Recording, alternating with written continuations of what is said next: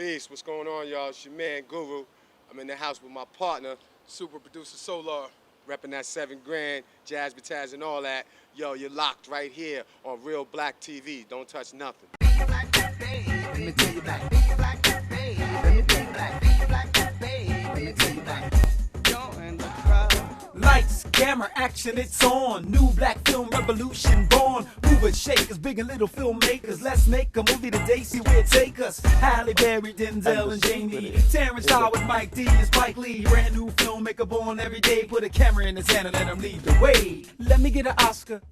Hi, I'm Monica Medina, and welcome to Reelblack.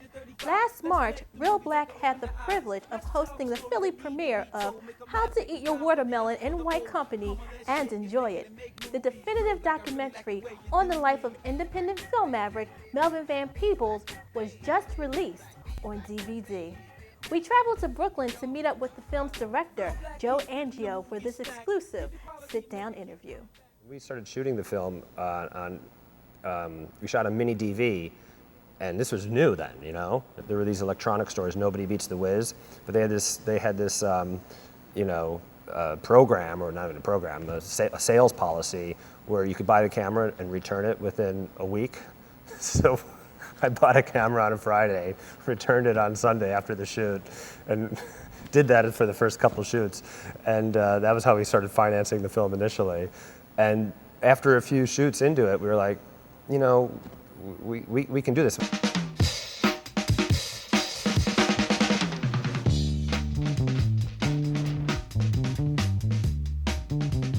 Sweetback set a tone where people were really considering, well, maybe you can beat the man. For Melvin to come when he did and show a film where we were the victor, you know, that's monumental. Sweetback is the tip of the iceberg. Filmmaking goes a little deeper, then below the surface there's all this stuff that very few people ever heard of. Melvin invented himself 4 or 5 times over, had no training in any of these fields, and taught himself how to do it. Music, for instance, he didn't have the money to pay for a composer for his first feature film, which was a French film, so he taught himself to play the piano by devising the system of numbering the keys, 1 through 88, and then he would get someone to transcribe it into musical note. When he learned French, he moved to France when his 3 short films were shown there while he was studying to get his PhD in astronomy at the University of Amsterdam. And he learned pretty early on there that there was this, government arts grant that would allow the author of a French work, not a French author of a French work, to apply for a grant to transform their book into a film. So he started writing in French. I mean, think of people you know or who are struggling to write their first novel, and he in a few years' time just cranks out 5 novels in French. He said, I'm gonna do what I wanna do. What happened with me is, if I don't see it, then I do it myself. That's what happened with the film, that's what happened with music, that's what happened with writing. I didn't see the type of things I wanted to see, so I did it myself. In the mid-'80s, he became the first black options trader on the American Stock Exchange. And as a couple years went on, as I was kind of walking around, talking to people about this, I would find that no one knew any of this stuff. So everything he did was, he kind of found a way to make it work for him. And that was the thing that just really spoke to me. It was just it was just this incredible story of, of a kind of human will or fearlessness in a way. When I shoot, I tend to have the filming process be my research, because I think if it's something that is fresh to me, when I find out about something for the first time, it's going to be fresh to the audience. I would say the first real revelation in the shooting was the magnitude of Melvin's music. It's not like I was trying to engage in some kind of revisionist history or anything, but Gil Scott-Heron and the Last Poets, when you talk about hip-hop, they're always kind of there as, the real progenitors of it, the forefathers. And we have, Gil Scott-Heron in the film saying, people call me the godfather of rap, but I've always had to explain, you got to go back to the people like Melvin and Oscar Brown Jr., but he said Melvin in particular, people who put a story inside the song. So we're not saying, Melvin was the godfather of hip hop, but if you're going to look at it and trace it back to Gil Scott-Heron, he's saying you got to, trace it back a little further. I have the housing solution. Here goes. Hookers and the homeless.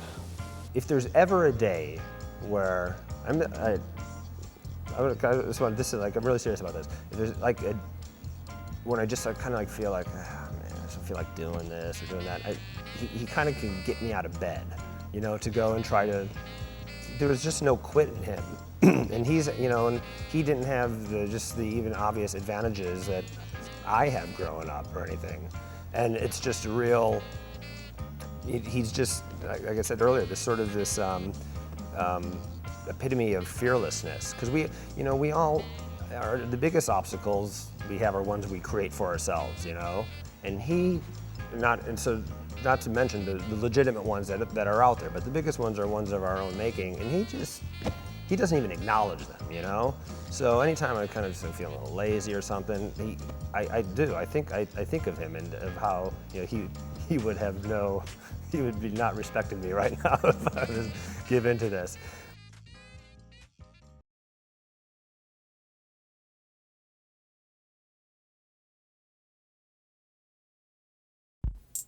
Reelblack would like to thank everyone who came out in support of our first weekend field trip to see Talk to Me starring Don Cheadle and Taraji P. Henson. After the film, we met up at the Ruby Buffet on Columbus Boulevard, where we gave away DVDs, including a copy of Hotel Rwanda, personally signed by actor Don Cheadle. This is the Nighthawk Show, rocking your radio on the sounds of soul. At a radio station in a time of change. There's always been a station of the people. We can't become the establishment or they'll turn on us. One man who had something to prove. You think you can turn us around? Yes, sir, I do. Found what he was looking for in the most unlikely place. You see, I've always had a special gift. P.O.P. Pissed off people. Sometimes I feel like I should have a Ph.D. in P.O.P. This is the cat that I've been writing you about. Your brother said y'all need a new DJ at that radio station. Hey, I'm your man. You're in prison. It's a minor challenge. May I help you? Tell your boss that Petey Green's on the scene. What is going on out here? You promised me a job as soon as I got out the joint. Oh my God, he's a convict. Ex-convict. Wake up, damn it. Petey Green's on the scene. Now. I'm a recovering alcoholic, been sober 5 hours. Oh no. Some of my best friends is pimps, whores. Open this door! You're both in trouble! Two men will break all the rules. I've been trying to call the police, but all our lines have been flooded. Are these listener calls? Electrify a city. Good evening, Washington. My guest tonight is a pimp that I wouldn't trust to wash my car, but y'all done elected him city official. And shock a nation. Petey Green goes to the White House and steals some silverware. Now, come on, that don't make no sense. I ain't that crazy. This summer, you are doing the Tonight Show. Discover the extraordinary story of an outrageous voice. He doesn't want to be here. Did you see him? Where have you been? I was being real, Dewey. You may have just cost me my FCC license. The whole world was yours. That ain't me. It's a dark day in America. I know you're hurting. I want y'all to just go take a look out your window. That's your city. You say the things that I'm afraid to say. I guess I do the things you're afraid to do. You should put that on a green card. Academy Award nominee Don Cheadle, Inside Man's Chiwetel Ejiofor, Cedric the Entertainer, Hustle and Flow's Taraji P. Henson, and Martin Sheen. You ready to shake up the world, radio man? Talk to me. Good night, John. I'm not drunk. I don't talk like that. Walk off in it. Yeah, you talk exactly like that. And you walk like you got a stick broke off in your... I'm sure you're probably asking yourself right now, what exactly is Reelblack? Reelblack is a Philadelphia-based production company dedicated to promoting African-American film. In addition to this show, we also host 2 film screenings per month here in the city. You can check out our website to join our mailing list or look for a full-page ad each month and rolling out weekly. God bless you. I'm Bishop E. Bernard Jordan, the author of this great book, The Laws of Thinking, 20 Secrets to Using the Divine Power of Your Mind to Manifest Prosperity. Are you ready for change? Because change is ready for you, and you're only one thought away from anything you need to become in life. Bishop, thank you for joining us. Could you explain to us a little bit more in detail the laws of thinking? Well, Shivani, The Laws of Thinking is a very powerful book. It sets people's life up. Where most people see like maybe one law, the law of attraction, or when they read The Secret, they just hear about the law of attraction. Well, the laws of thinking, we did this over 10 years ago, and this book has just been released almost simultaneously when The Secret was being released. We did the laws of thinking, and we gave you 20 secrets, and the law of attraction happened to be law number 3. But we deal with the law of becoming, the law of spirit, before we get to the law of attraction. And it's important for a person to know who they are before they can know where they're going. And one of the things is that the laws of thinking starts to empower the individual and cause you to know everything you want to be in life starts with a thought in your own wonderful imagination. This is powerful work. There are plenty of books like The Secret, the 7 spiritual laws that have come out. Why is it that you have focused or chosen to market to the people of color? Because I'm finding that we as a people of color, we as spiritual people, Africa has been a land of spirit. Spirituality, we're not a stranger of. We've never went to discover and do research as other cultures of the laws of our spiritual being or our spiritual nature. How do we as a people end up with gold in the earth and resources, and yet we become some of the poorest people? Because we have journeyed outward instead of journeying inward. And that's why when I did this book, I put this young black man's picture on the cover, show him being illumined. Because see, the prophet paints the picture of hope. And since our black men are endangered species on the planet today, at the greatest amount of risk, our prisons are filled with African American males. There's such a loss in our black men. My burden for black men. I have 3 sons. If I'm riding in my Mercedes-Benz, a cop pulls me over. Why? Because he doesn't understand that you did something right to get that. He sees that you've done something illegal to get that. You don't fit with that equation. Or if I'm walking down a certain neighborhood, they want to pull you over and ask you, what are you doing in the neighborhood? Or if you drive, state your business here. Why? Because you don't fit in that picture. Why is it that they don't think you fit in that picture? Because they know that the system was not designed for you to make it as an African American. So this here book is definitely for African Americans, for people to begin to understand that if you operate in these spiritual laws, you will begin to be impacted. And one of the things is, someone wrote me the other day, got offended.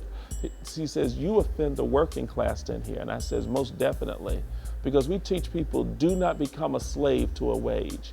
We teach people that even work for me, work to the point where you can start a business and make me your client. Work so that you can end up having me as one of your contracts, because you will never get rich by working for someone else. But the thought has got to begin in your mind. And once you get angry at your present, you can create a new future.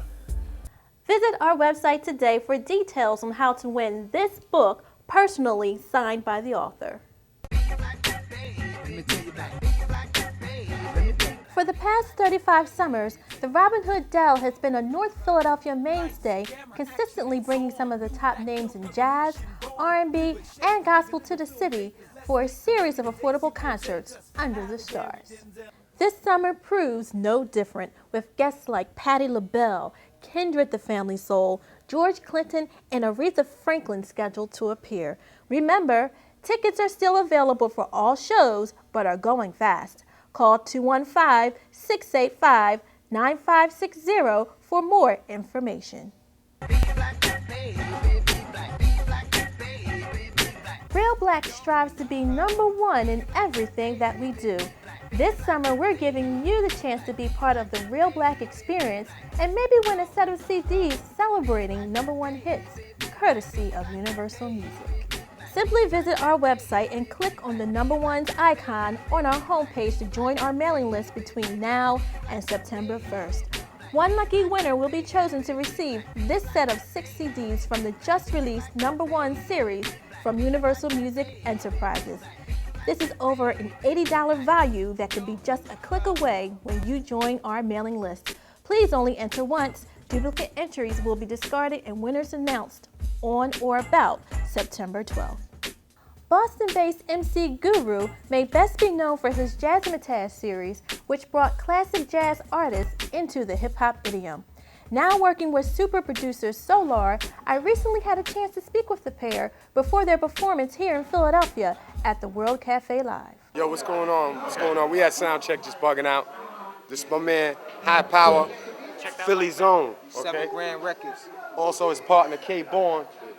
All right, look at them. Look out for them coming soon on 7 Grand Records. They're gonna perform with us tonight. But their album's coming soon on 7 Grand Records. Like I said, man, 7 Grand got it going on. You heard? Now I want to take it back a little bit. Your CD, Street Scriptures, it was one of the best independent hip hop records of 2005. And before that, you were on a major label, I believe. So what are the benefits or disadvantages of now releasing your stuff on an independent label, and you're doing very well? Well, the advantages are that, you know, at the end of the day, you got your own catalog, and you know what's going on with your creativity. You're in control of your creativity. And that, for me, was the most important thing, especially after, you know, all those years of being on a major label and so forth. And, you know, that was one of the main things that sparked, you know, Solar and I to start 7 Grand, because I was frustrated about, you know, not having control over the creativity. So yeah, that's the best thing. And, you know, this, of course, it's a lot of hard work, and we have employees worldwide that we have to stay up on, and, you know, on the internet all the time, and that's the way it goes down. Clarity, be yourself, be so clear. Come on, yo, just be yourself. Now I know you're working with your super mega producer here, Solar. I like the mega. Yeah, we got to do that. Super mega producer, Solar. So do you all collaborate with each other on your albums exclusively, or do you ever let other producers in the camp, or like describe for the listeners out there your relationship? Well, basically, you know, Guru at his point of his career and what he was doing, he was looking for a new sound. And unbeknownst to me, you know, I didn't know what he was looking for. You know, we were just basically friends for like a year and a half before we even started talking about labels and music and so on. So, you know, he came to my studio, my lab, and, you know, I played some tracks for him, just for him to hear what I do musically. And, you know, he was like, yo, that's the sound I've been looking for. That's a hot sound. So at first I'm thinking, well, this is my man. He's not going to hurt my feelings and tell me, you know, it's not hot or what have you. But he was serious. They like, let me take a track with me, God. I'm gonna write to it. So I was like, here, the first track is called Hall of Fame. That was the first song I ever gave Guru. He took it back to his lab, wrote to it, brought it back the next day, and I listened to what he wrote, and it was very brilliant, because in the hook I had a sped up sample that said, where do I belong? And he had wrote all around that, I belong, you can put me in the Hall of Fame. And there, it just started to click, the chemistry. I'm like, came together so well. And it was a completely different sound for Guru. You know what I mean? It's, well, you know, it's on another level of, you know, the way I like to do things, so to speak. You know what I mean? Now I want to ask both of you this question. When you hear the phrase, hip hop is dead, what is the first thought that comes to your mind? Well, it's not dead, it's been kidnapped. They got it in the basement, duct taped, beating it around a little bit, but Guru and Solar's on the job. We're going to get it back. A friend of mine said, it's not dead, it's a new renaissance. You know what I mean? So it's all about, you know, the fact that it definitely has taken a lot of different directions, and it's been in the South for a while, and I ain't mad at them dudes. That's the way they express themselves, you know. It's been in the West Coast a while. You know, that's how they express themselves. For New York, it hasn't been around. It has been kind of, like you said, kidnapped and duct taped under the basement steps or whatever. So it's, for 7 Grand, it's all about putting a fresh new face on East Coast New York style hip hop, definitely, and you know, bringing a breath of fresh air, so to speak, to the game. So it's all about, it's on you, it's on the artist, it's on you. If you're a member of the culture, it's on you to keep it alive. You know, whether you rhyme, whether you DJ, whether you produce, whether you breakdance, whether you do graffiti, whatever it is you do, you know, even if you just love hip hop, just, you know, as a way of life, then make it happen. You know what I mean? To me, it's alive everywhere, actually, running through my veins, baby. I'm going to put both of you in the hot seat, and if you don't feel comfortable answering the question, you don't have to. Okay, okay. I know both of you are very selective about your music and artists that you will work with. Are there any artists that you wouldn't work with? Let's just say 50 Cent is really hot right now. I'm very, very choosy about the artists that I work with and the projects that I get involved with, especially now with all this controversy going on about banning 4 words and censorship. You know, 7 Grand is going to be a powerhouse label. You know, I'm not going to say it's going to be as big as a Def Jam or as big as, you know, some of these other labels, but we're going to be around just as long. That's a fact. And my position is I can't tell anybody what to say. I can't think that that's healthy for 7 Grand. You know, me as a producer to start telling my artists you can say this, but you can't say that. Or certainly we don't want the government telling us what to say, because then we really got problems. 50 called me, man. I got about 2 beats that Same goes for you. I seen 50 when he was coming up, before he blew up, when he was doing the mixtape thing and was making mad noise in New York. And you know, I bigged him up then, and I'll big him up now. You know, so to spit with him now to be dope. I got a hot 16 for that. I think it would be a great collaboration. I really do. Okay, let's talk about acting. Guru, I saw you in Train Ride. How do you like acting? Have you been doing more acting since then? And tell me what it was like working with Rel Dowdell. Big up to my man Rel Dowdell. Train Ride was great. You know, they called me for it, and I came out here to Philly to shoot it. And MC Light and the late Esther Roll, and you know, it was just some other great actors in it. And it was just a great experience for me, because I was trying to get my feet wet in that area. Did some other acting. Did a movie called Substitute 2 way back, and a few other things. Saint of Fort Washington and Who's the Man, that had every rapper known the man in there. But you know, since then I've just been really concentrating on the music, and of course running this new label, 7 Grand Records, with Solar. Solar's a brilliant filmmaker and a director, so we've got some film projects, you know, in store. So look out for some things coming from 7 Grand. Thank you both so much for taking time to talk to me. It's been great to be here on Real TV. And like I said, look out for more from 7 Grand Records. You know what I'm saying? Jazz Taz 4 in stores, summer 2007. After that, it'll be the Jazz Taz mix CD. After that, it'll be the Solar album. After that, it'll be K-Born and High Power.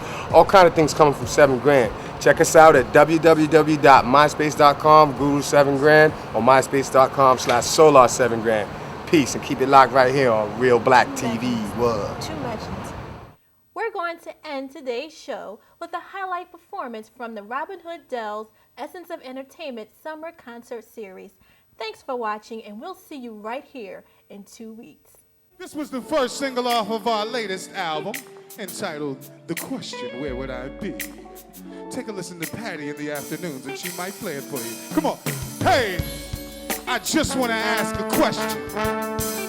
Where would I be if I didn't know you see?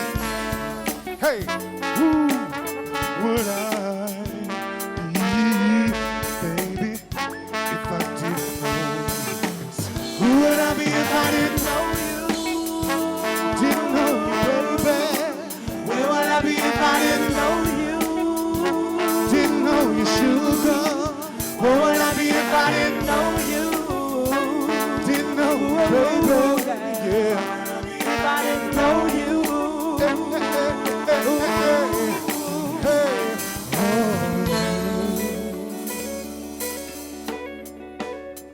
You don't recognize it, but I tell you no lies.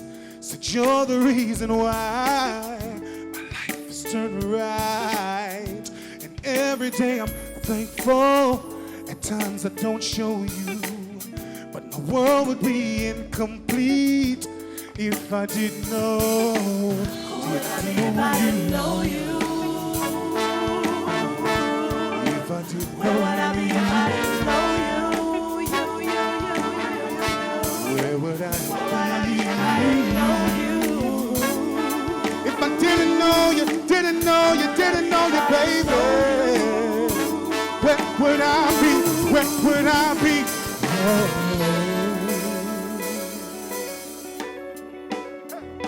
Every time you kiss me, you make me remember that sunny fall day at the end of September, Boy, I can't imagine, no. What would I do if I didn't know you? Would I be if I didn't know you? You know I love you, baby. Would I be if I didn't know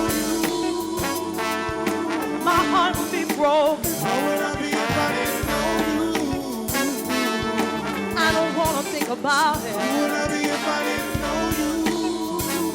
No, no, no, no, no, no, no, no, no, no, no.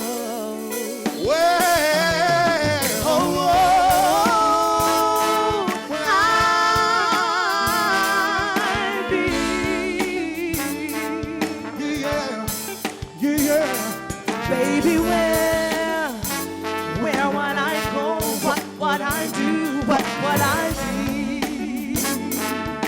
If I didn't know you, baby, baby, baby, where? Baby, where? If I didn't know you, baby, where would I be? If I didn't know you, yeah. No, no, I wanna know, I wanna know. Wanna know? I need to know, I need to wanna know. yeah. Hey, where would I go? What would I do? You Who know would I I love be, you, baby. Where would I I go? appreciate What would I do? Who would I be, everything you've done in my life. You know I need you, baby. You know I need you, baby.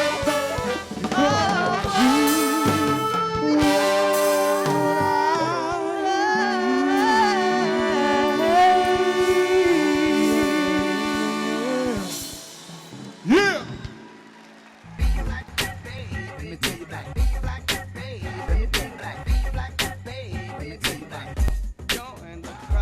Lights, camera, action, it's on. New black film revolution born. Movers, shakers, big and little filmmakers. Let's make a movie today, see where it take us. Halle Berry, Denzel, and Janie. Terrence Howard, Mike D, and Spike Lee. Brand new filmmaker born every day. Put a camera in his hand and let him lead the way. Let me get an Oscar, let me get an Emmy. Real Black woke up the filmmaker Emmy. Whether digital, 8mm, 35. Let's make the movies that can open the eyes. Let's tell the stories that need to be told. Make them laugh, make them cry, for the young, for the old. Come on, let's shake it, make it, and make movies. Real Black, I really like the way you do me.